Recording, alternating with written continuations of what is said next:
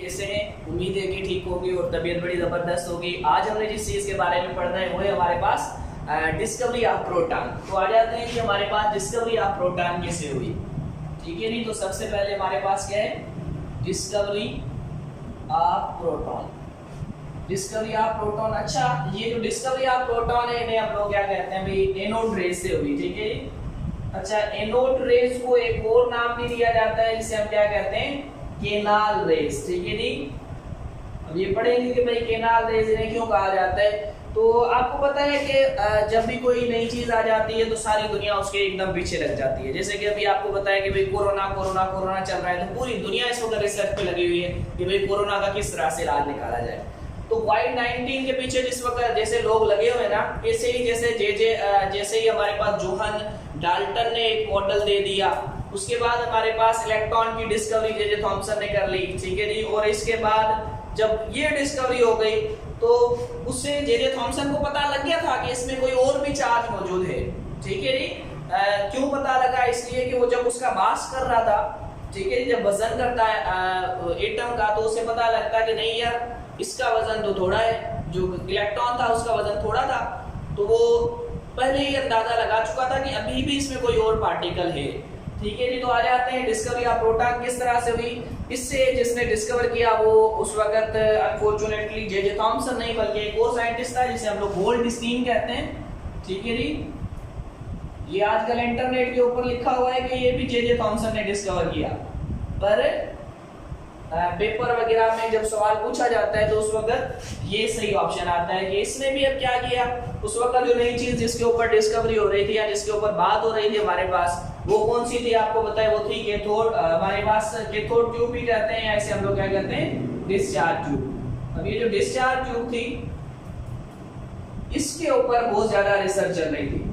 अब इसने भी सेम काम किया जो पहले जे थॉमसन करके गया था। ठीक है जी, इसने क्या किया, इसने हाई वोल्टेज बैटरी ली। ठीक है जी, एक तरफ से एनोड रखा, एक तरफ से इसने क्या रखा, कैथोड रखा, और इसी तरह से। लेकिन इस बार इसने एक और चीज चेंज की थी। ठीक है, उसने कौन सा इलेक्ट्रोड परफोरेटेड लिया था, जे थॉमसन ने हमारे पास जो परफोरेटेड लिया था वो एनोड था। इसने जो परफोरेटेड इलेक्ट्रोड लिया वो हमारे पास कौन सा लिया, कैथोड। ठीक है जी, इसने जो कैथोड लिया वो हमारे पास कौन सा लिया, परफोरेटेड, यानी कि इसके अंदर इसने छोटे छोटे सुराख कर दिए थे। ठीक है जी, जब इसने इसमें से छोटे छोटे सुराख कर दिए, ये हमारे पास थी कैथोड साइड। ठीक है, कैथोड, ये हमारे पास है एनोड। अब इसने हाई वोल्टेज करंट दिया। ठीक है जी, इसने हाई वोल्टेज करंट दिया। अब जब हाई वोल्टेज इसने करंट दिया तो क्या हुआ, आपको पता है कि हाई वोल्टेज करंट देने से लाजमी सी बात है यहाँ से पॉजिटिव चार्जेस जो थी वो इस तरफ भाग रही होंगी, नेगेटिव इस तरफ भाग रही होंगी। पर इसने एक और भी यहाँ पर छोटा सा पॉइंट छोड़ा था, वो क्या था, इसने उतना प्रेशर कम नहीं किया था जितना किसने कम कर दिया था, जितना प्रेशर हमारे पास पहले ही कम कर चुके थे जे थॉमसन। इसने इतना प्रेशर कम नहीं किया। उसने कितना किया था, उसने कर दिया था 10⁻⁻3। ये किसने किया था, ये किया था जे थॉमसन ने इलेक्ट्रॉन की डिस्कवरी के अंदर। पर इसने क्या किया, इसने 10⁻⁻1। ठीक है जी, ये किया। ठीक है, ये किसने किया, ये गोल्डस्टीन ने। यानी कि अभी गैस के मॉलिक्यूल इलेक्ट्रॉन वाली ट्यूब में बहुत ही कम थे गैस के मॉलिक्यूल, पर उसके मुकाबले में इसके अंदर जो गैस के मॉलिक्यूल थे वो थोड़े ज्यादा थे। क्यों ज्यादा थे, क्योंकि इतना प्रेशर कम नहीं किया गया, लाजमी बात है उसमें गैस मौजूद होगी। अब इसने जब हाई वोल्टेज करंट दिया तो इससे तो एकदम ही मजा आ गया। इसने एक नई चीज देखी। वो क्या चीज देखी, इसने देखा कि यहां से कुछ ऐसे पार्टिकल्स हैं। ठीक है जी, इसने यहां पर देखा कुछ ऐसे पार्टिकल्स हैं जो इस तरफ ट्रेवल कर रहे हैं और वो कलरफुल है। इसने जो ऑब्जर्वेशन की, इलेक्ट्रॉन में क्या थी, वो इनविजिबल थी, यानी कि वो आंख से दिखाई नहीं दे रहे थे, पर इधर आंख से दिखाई दे रहे थे। एक चीज थी जो आंख से दिखाई दे रही थी। यहाँ पर इसने एक फ्लोरेसेंस स्क्रीन लगाई थी। ठीक है जी, हमारे पास हम जिसे कहते हैं भाई चमकने वाली स्क्रीन लगाई थी। और ये परफोरेटेड इलेक्ट्रोड था, तो यहाँ से आने वाले सारे जाके इधर टकराते, इधर इन जगहों पे टकराते और यहाँ पर चमक पैदा हो रही थी। पर ये लाइनें यहाँ पर भी चमक रही थी।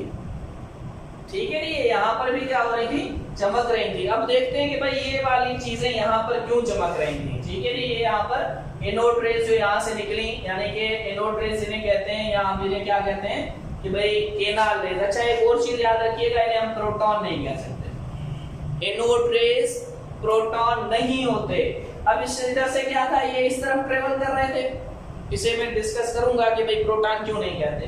तो ये यहाँ से इस तरफ आ रही थी सारी रेजेस, तो ये कैसे आ रही थी, जो यहाँ से जब इस तरफ आती तो इसमें से गुजरती, इसमें से गुजर के यहाँ पर स्ट्राइक करती और यहाँ पर एक चिंगारी नमूदार होती। तो पता लगा कि भाई कोई ना कोई तो ऐसी रेज यहाँ पर मौजूद है जिसकी वजह से क्या हो रहा है, यहाँ पर वो चीज आ रही है। जहाँ हमें कुछ चीजों का पता लगा, जैसे कि क्या पता लगा कि they travel in straight line, they travel in straight line. ठीक है जी, सीधी लाइन में सफर करते हैं। ठीक है जी, दे प्रोड्यूस आयोनाइजेशन, आयोनाइजेशन बनाती हैं, क्योंकि ये भी जब गैस के मॉलिक्यूल से टकरा रहे थे, ठीक है, जब यहाँ से आने वाले वोल्टेज जब गैस के मॉलिक्यूल से टकराते तो क्या होता है, यहाँ से इलेक्ट्रॉन रिलीज होता। आपको पता है जब इलेक्ट्रॉन रिलीज हो जाता है तो इसके ऊपर कौन सी चार्ज आ जाएगी, प्लस। जो देने वाला होता है उसमें प्लस चार्ज आ जाती है, तो ये पॉजिटिव बन गया, पॉजिटिव बन गया मतलब आयन बन गया।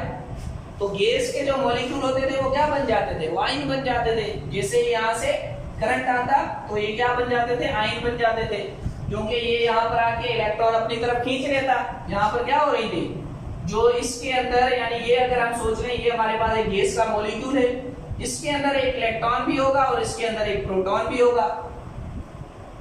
एक या एक से ज्यादा भी हो सकते हैं। तो कुछ केसेस ऐसी हैं जैसे हाइड्रोजन है, उसमें एक प्रोटॉन और एक इलेक्ट्रॉन है। ठीक है, उसमें तो हम कह सकते हैं कि भाई एनोड रेज जो हमारे पास है वो प्रोटॉन है। क्यों, क्योंकि जब इलेक्ट्रॉन निकल गया, इलेक्ट्रॉन जब हमारे पास क्या था, निकल गया, अब इलेक्ट्रॉन के बाद क्या बचा, पीछे सिर्फ प्लस बचा। प्लस मतलब कि अब ये क्या है, ये प्रोटॉन है। तो हम कह सकते हैं in condition of hydrogen gas, in condition of hydrogen gas anode ray is also proton। सिर्फ एक हाइड्रोजन ही होती है जिसके अंदर हम एनोड रेज को प्रोटॉन कह सकते हैं। बकाया के अंदर हम लोग उसे प्रोटॉन नहीं कह सकते, क्योंकि अगर यहाँ पर हमारे पास हीलियम होती, ठीक है, हीलियम का कोई मॉलिक्यूल होता, अब ये अगर इस तरफ आ भी रहा होता तो आपको पता है कि यहाँ से एक इलेक्ट्रॉन निकल जाता, ठीक है जी, भले दूसरा भी निकल जाता, पर यहाँ पर कुछ और भी पार्टिकल्स मौजूद हैं। ठीक है, क्योंकि उनकी उस वक्त डिस्कवरी नहीं हो रही तो इसकी अभी बात नहीं कर रहे। तो क्या है हमारे पास, जिसने कहा कि अगर हाइड्रोजन का जो होगा, हाइड्रोजन की जो रेस निकलेगी, एनोड रेस निकलेगी, उसे हम लोग क्या कहेंगे, प्रोटॉन कह सकते हैं। लेकिन बकाया गैसेस की रेस को हम प्रोटॉन नहीं कह सकते। चाहे केनाल रेस क्यों कहते हैं, केनाल इसलिए कहते हैं क्योंकि ये जब इससे निकलती तो ये इस तरह से जाती है, जैसे केनॉल जाते हैं ना, केनॉल जैसे बहते हैं, तो इस तरह से ये बहती, इस वजह से इसका नाम हम लोगों ने उस वक्त गोल्डस्टीन ने क्या रख दिया, केनाल रेस भी रखा। अब ये आयोनाइजेशन बना रहे थे क्योंकि ये पॉजिटिव चार्ज पीछे छोड़ रहे थे, जब इलेक्ट्रॉन इनमें से निकल रहा था तो ये पॉजिटिव चार्ज भी छोड़ रहे थे। अब यहाँ से निकलने के बाद तो हमें पता लगा कि दे प्रोड्यूस आयोनाइजेशन, ये आयोनाइजेशन भी बनाती हैं। अब यहाँ पर जो सबसे मेन चीज थी हमारे पास, वो क्या पता लगी, वो ये पता लगी कि दे डिपेंड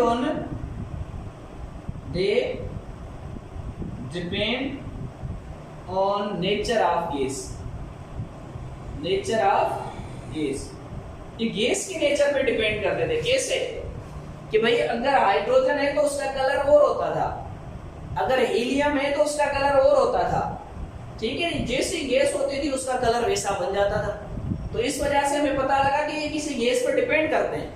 अच्छा, ये अगर हाइड्रोजन के अंदर है तो ये एक सिंपल सा प्रोटॉन बन के जा रहा है। अगर ये हमारे पास नियोन के अंदर है तो फिर तो प्रोटॉन की तादाद चेंज हो जाती थी। यानी कि यहाँ पर ये जो हमारे पास ये थॉमसन ने डिस्कवर किया था E/m रेशो, ये हमारे पास क्या था, ये बराबर हो ही नहीं रहा था। E/m रेशो जो यहाँ पर क्या था, बराबर नहीं हो रहा था। ठीक है, क्यों बराबर नहीं हो रहा था, इस वजह से बराबर नहीं हो रहा था कि यहाँ पर चार्ज और मास आपस में मिल ही नहीं रहे थे। तो इस वजह से ये किस चीज पे डिपेंड करता है, नेचर ऑफ गैसेस पे डिपेंड करती है। और कैथोड रेज जो थी वो नेचर ऑफ गैसेस पे डिपेंड नहीं करती थी। याद रखिएगा यहाँ पर भी कुछ कैथोड रेज जरूर बन रही होंगी।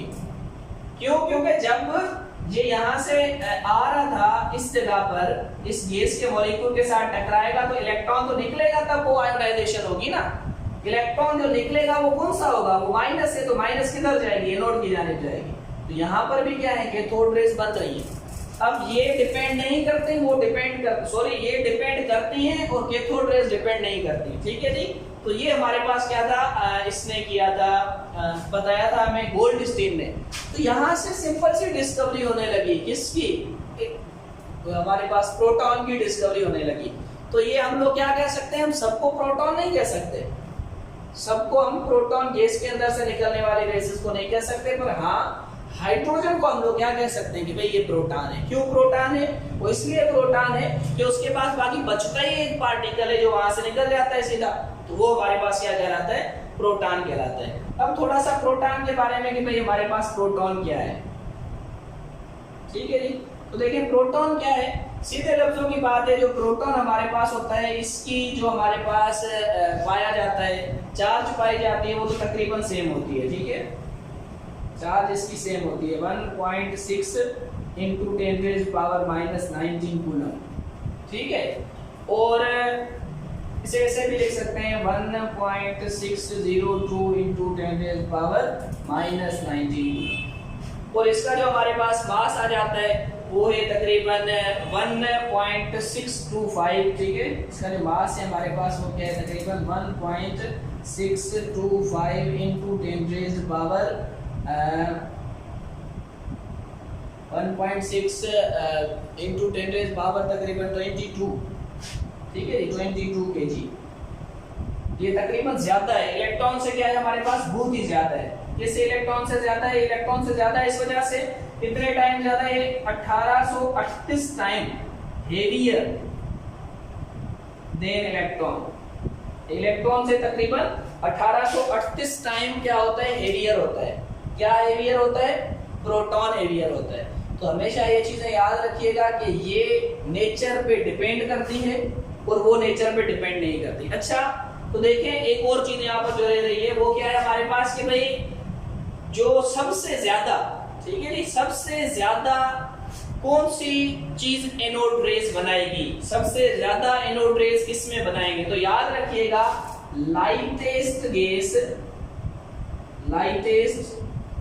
Gas produce high anode rays. ठीक है जी, और heavier gases produce very low rays. लेकिन ये दोनों रेसेस कौन सी होंगी, एनोड। तो जो लाइट गैस होगी, यानी कि जैसे लाइटर गैस हमारे पास कौन सी है, हाइड्रोजन है। तो जो हाइड्रोजन होती है वो क्या बनाती है, हाइड्रोजन बहुत ज्यादा मतलब कि एनोड रेस बनाएगी। ठीक है जी, हाइड्रोजन ज्यादा बनाएगी। लेकिन यहीं पर हमारे पास नियोन हो तो हाइड्रोजन नियोन की निस्बत में ज्यादा बनाएगी और जल्दी बनाएगी, लेकिन नियोन इतना जल्दी नहीं बनाएगी। ठीक है जी, तो ये याद रखिएगा। ये हमारे पास एक सिंपल चीज थी। यकीनन यहाँ तक आपको बातें समझ में आ गई होंगी। अगर कोई चीज समझ में ना आई हो तो पूछ लीजिएगा। तब तक के लिए सदा सौभाग्यवती।